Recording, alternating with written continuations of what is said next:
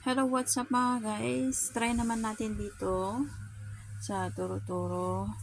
Yan, every Sunday dito talaga kami kumakain pag hindi ako nagluluto. Yan, isang rice na siya, tas dalawang ulam. So, mura lang, $32. Yan. Okay.